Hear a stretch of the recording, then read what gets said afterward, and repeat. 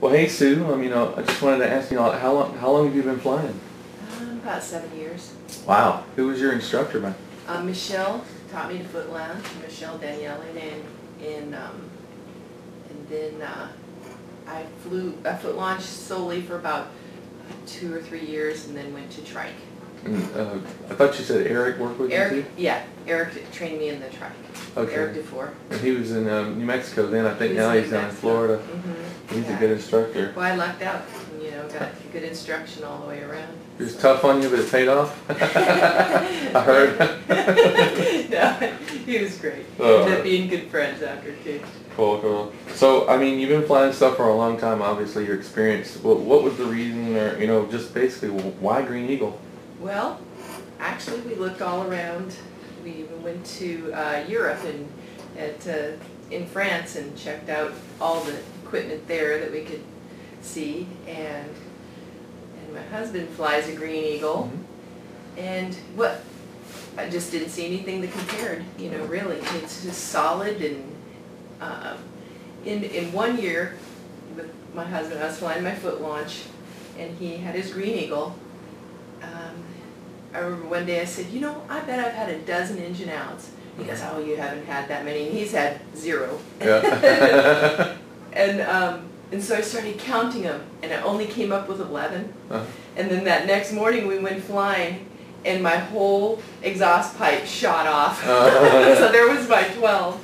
But what really made me get a Green Eagle, what really, it wasn't that. It was one day we were at the field, and a fellow was out there trying to prop start his motor. And this guy has 2 motors, so he'll never be grounded. Yeah. He couldn't start it. And I thought, I'm getting a Green Eagle.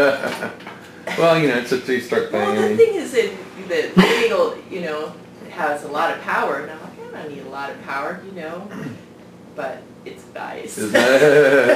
Well, what's your altitude? When you take off, what altitude? We're a mile high. Yeah. When we take off. So you're already a lot higher now. Have you noticed any other big powered parachutes out there, or mostly, a lot of craft that can't really survive very well up in that high altitude? Well, you just learn how to fly in that altitude, and you have to have, the equipment for it.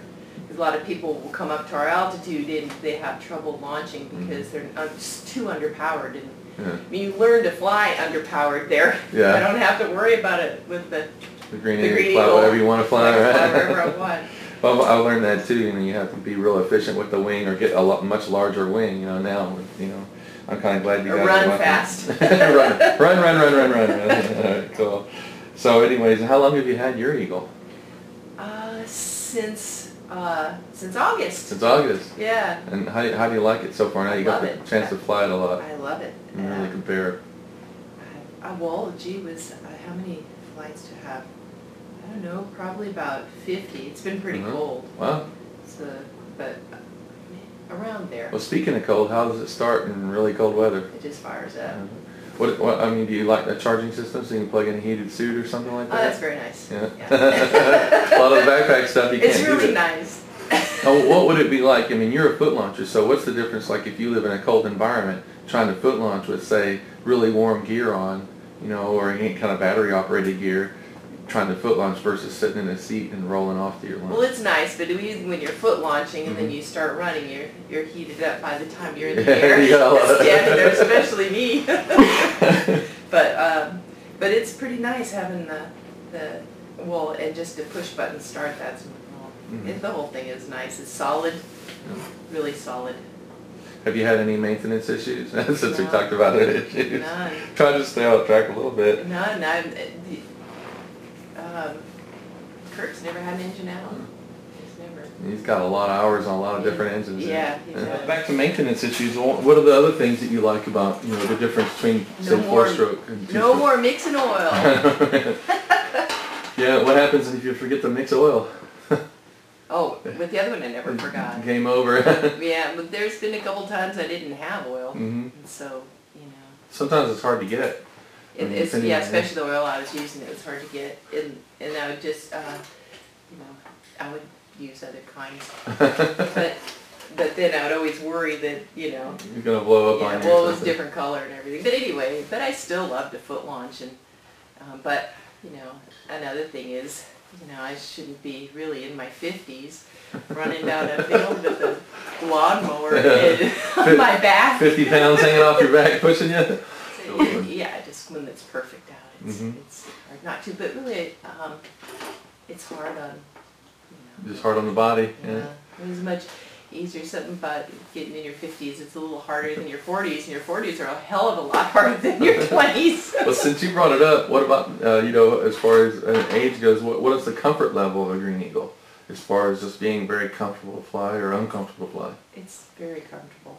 It's like, but you know what, that depends on the wing too. You can have a, you know, like a beginner wing, and they're, you know, they're just kind of stiff, that's all.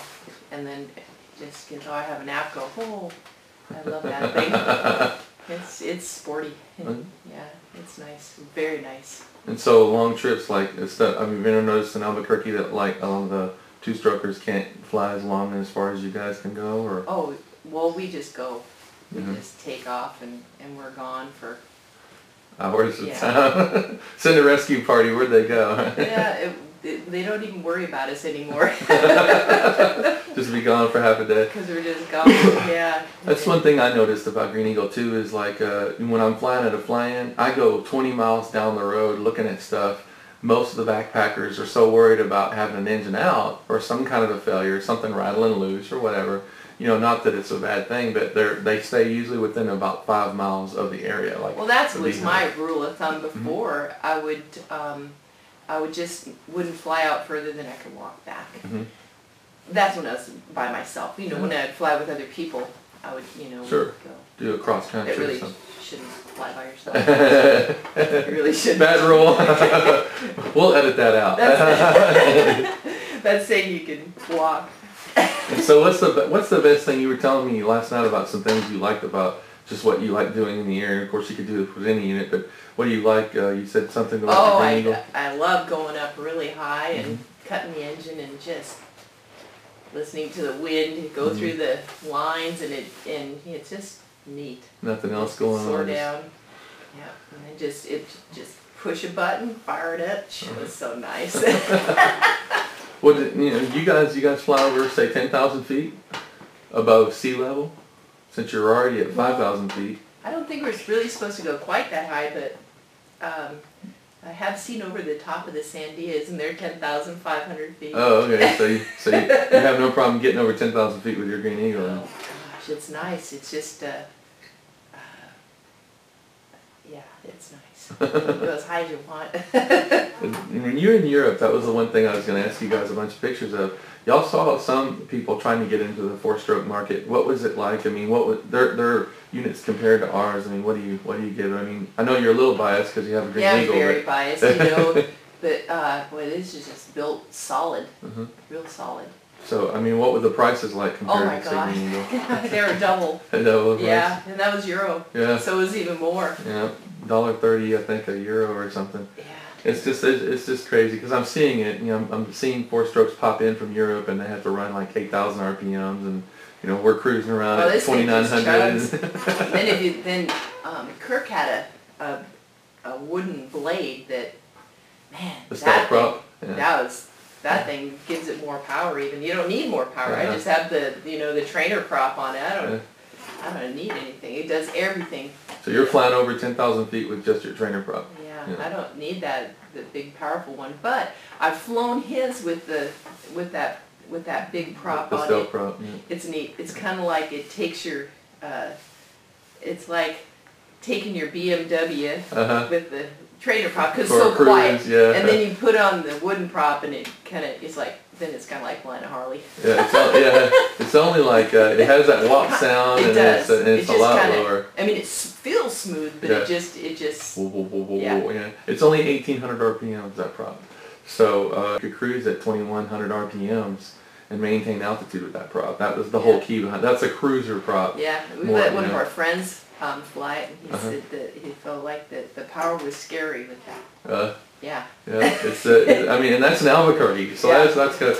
Well, our motto now from you guys, because of you guys up there, is basically if it doesn't work in Albuquerque, we don't sell it. Well, Sue, I really appreciate the interview and the time. Well, I appreciate the Green Eagle. I mean, well, not a problem, because we're going to start trying to get a lot of our we just need to start getting entering now that the Green Eagle's been out for 3 years, and so far to this date in 3 years we haven't had an engine out, anybody complain about anything, and we've had several incidences where people have go-karted and ran them into cars and all kinds of other stuff and walked away with very minimal damage and nothing to themselves. Yeah. Which is really important for safety. So. Yeah, they're pretty solid. Yeah, I can. So I guess if you could name like the one thing, what would be your favorite thing about Green Eagle? The reliability of no engine outs, and the reliability of stuff not vibrating and falling off, or wearing through stuff from vibration, wires even, everything, For some reason, there's 4-strokes just don't go through wiring. Well, we haven't had to replace anything yet. I think, everything, I mean, nothing, you don't have all that vibration. Yeah. It's not It's a different kind of vibration, But I think the other units are just so, they try to make them so light that stuff falls off, Yeah. Well, because you're putting it on your back, you don't want a lot of heavy stuff on your back, so I can see why they do that. Yeah. For the dealers. Well, again, thank you, Sue. Appreciate it. Thank you very much. Is that Kirk and Sue? Yeah, that's Sue. Man, that was smooth. Look at that.